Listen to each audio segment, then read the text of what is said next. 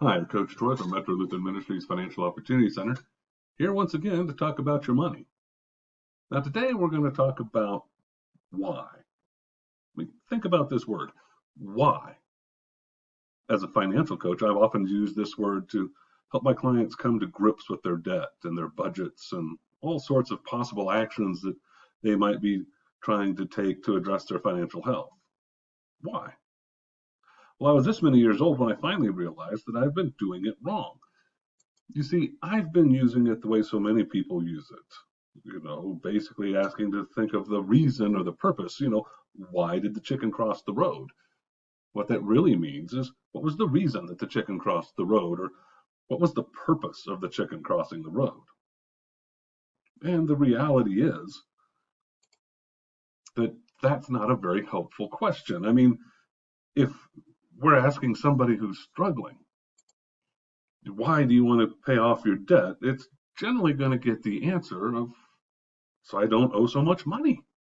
Duh. But I've decided that why is really an acronym. It's one of those words where each letter stands for something. And I think this acronym, if used properly, will be far more effective in helping you deal with your debt or your other financial issues. Now, as far as I know, I'm the first one to come up with this concept, so give me credit for originality, if nothing else. You see, rather than asking what's the reason or purpose someone wants to work on their finances, I should be asking them, what has you? WHY. It isn't about finding a reason or a purpose to get out of debt. It's about figuring out what it is that has a hold on you, what has you, that is keeping you in debt. Now let's break this down. A lot of people want to get out of debt, but status has them. Yep. They can't stop accumulating debt or buying more clothes or upgrading their phones because they're addicted to the status of having stuff. Status has them. And they can budget like crazy. They can make all sorts of plans, but their actions won't change as long as they are had by status. And some people would answer the what has you question by stating that they're comfortable where they're at. They don't want to go beyond what they're doing. Yeah, I'd really like to have that thing over there, but I'd have to get off my couch over here.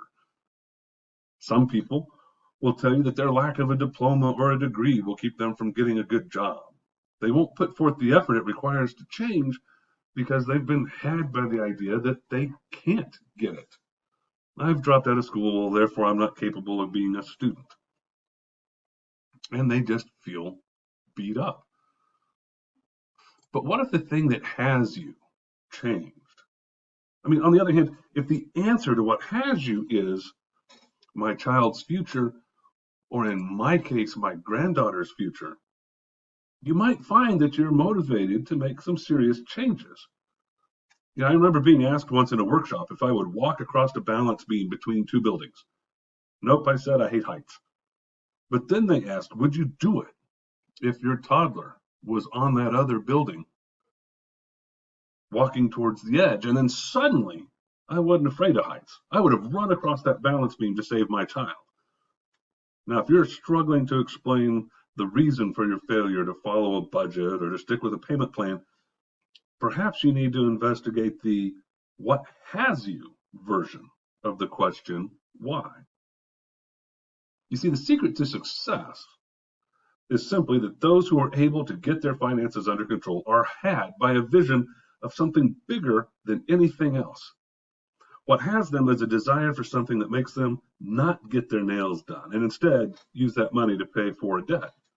Those who are had by something more important than being comfortable find it easier to get up in the mornings and to do the things that they need to do to improve their lives. See, understanding what has you is more important than the traditional use of the word why. The statement that I'm trying to pay off all my debt so I can qualify to buy a home has always sounded impressive, and it'll get people to congratulate you for your sense of purpose and vision. But you would still prefer to spend money on party supplies because the feeling you get from being the life of the party, then partying is what has you. And that's the why that explains the reason that you can't seem to pay off your debts. So yes, I encourage my clients to figure out their why. They need to understand what it is that actually has them under control. Because until the thing that answers the what has you question is more important than the discomfort of trying to change a habit, you will never be as successful as you might be. So if you'd like to work with us here at the Financial Opportunity Center, and we can help you work on figuring out what has you and what your goals are, what you would like to have be your why, give us a call here in the Kansas City metro area, 816-285-3131. And remember, feed the pig.